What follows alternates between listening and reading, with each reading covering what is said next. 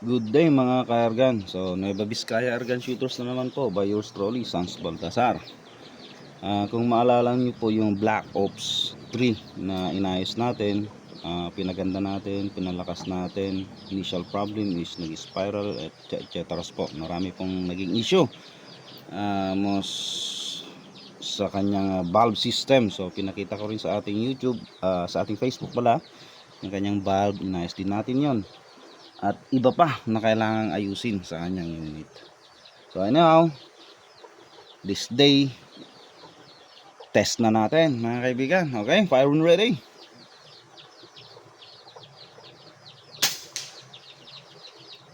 Ang shooter natin mga kaibigan is si Brother Elias. So, sa kabilang table po siya. Yung side cam natin nandito sa aking scoop. So siya ngayon ang ating shooters mga kaibigan. Nasa 50 meters po tayo, 1 inch target plate.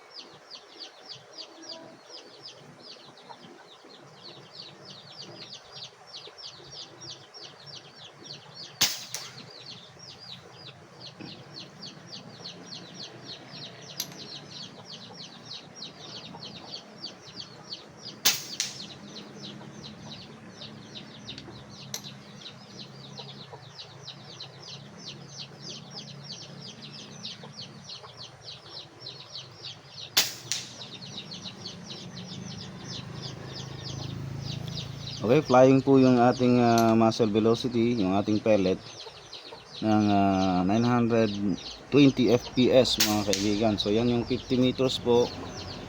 Target natin, punta tayo sa 60 meters.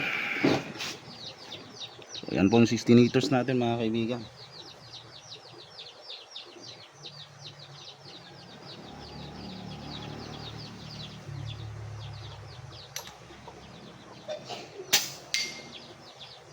Okay, sa 70 naman tayo sa 70 meters. Mas natin ito konti. Yan. So mukhang durog na yung 70 meters natin. Relax konti.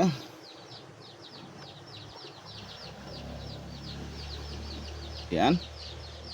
Makinang, masyadong makinang. Okay, sige, fire on ready. Okay, kitang-kita nyo yung nagpupulbos. Ay, nagpupulbos yung okay, 80 meters. Nadudurog yung pellet sa plate natin. 80 meters.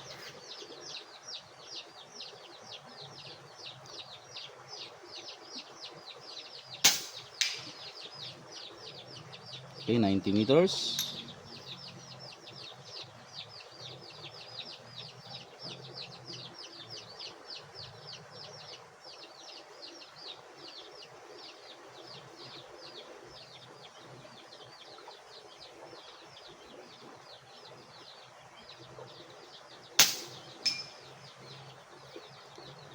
So 100 meters. Mas mababa. Okay, adjust tayo ng table.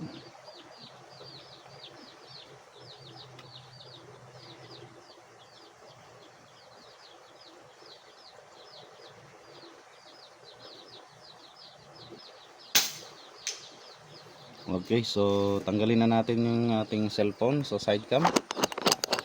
Yan, pakita natin. Zoom out. So ito yung pinaglagyan natin. Nandun si Brother Elias. May problem tayo sa kanyang scoop. Later on is gagawa ko ng separated video para dyan sa kanyang scoop.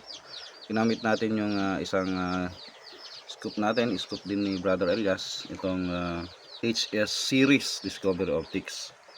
So okay naman yung scoop niya na Markol, mayroon something. So ingat po tayo sa pagbili ng scoop natin kasi isa yan sa napaka-importante pag sa accuracy and consistency ang usapan. So ito yung kanyang record. Papakita natin sa kanya mamaya kay Sir Marvin. Then gumamit tayo ng meteor. Precise po yung kanyang meteor. Papakita rin natin yung magbibigay tayo ng sample para sa kanya para magiging basis ni Sir Marvin. So ito na yung unit mo, Sir Marvin. Okay na. Isang Black Ops 3. Ayun. Thank you.